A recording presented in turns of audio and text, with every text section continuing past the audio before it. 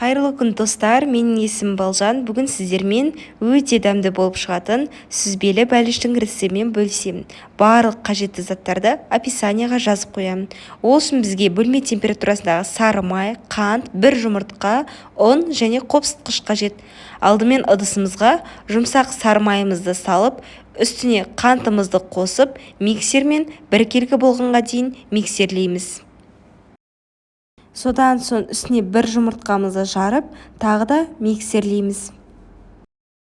Миксерлеп болған соң үстіне ұн мен қопсытқышымызды араластырып алып, массамызға қосып, біркелкі болғанға дейін миксерлейміз.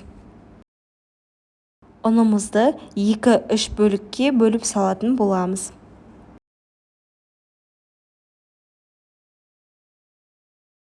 Мінекей ұнымызды миксерлеп алдық, бізде осылай шығу қажет.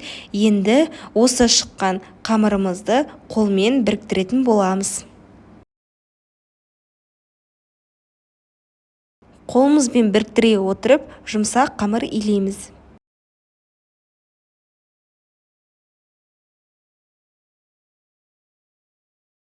Енді дайын болған қамырымызды табамызға жайғастырамыз. Мен 240 см табаға салып жатырмын.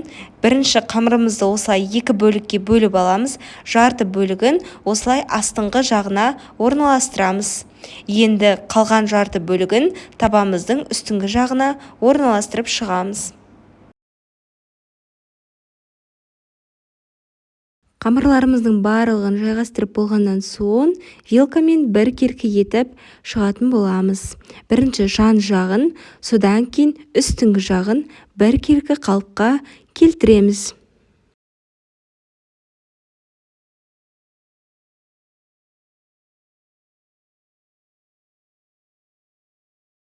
Біркелкі қылып шыққаннан кейін вилкамен 3-4 жерінен осылай тесетін боламыз. Енді салмасын дайындаймыз. Ол үшін бізге творог, қаймақ, бір жұмыртқа және де қант қажет болады. Алдымен ыдысымызға творогымызды, оның үстіне қантымызды, жұмыртқамызды және қаймағымызды салып, миксермен немесе блендермен езетін боламыз. Бізде біркелкі масса шығу қажет.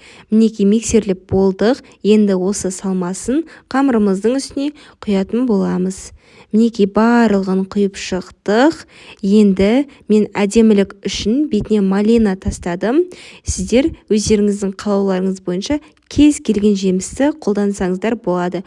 Осылай малинаның барлығын әдемілеп орналастырып шықтым.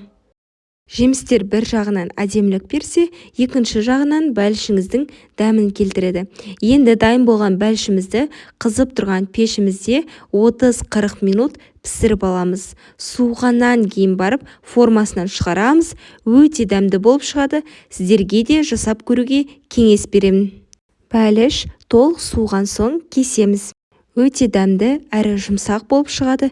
Өз отбасыңызды дәмді тағамдармен қуанта беріңіздер. Және менің каналыма жазылуды ұмытпаңыздар. Мен сіздерді өз каналымда күтемін.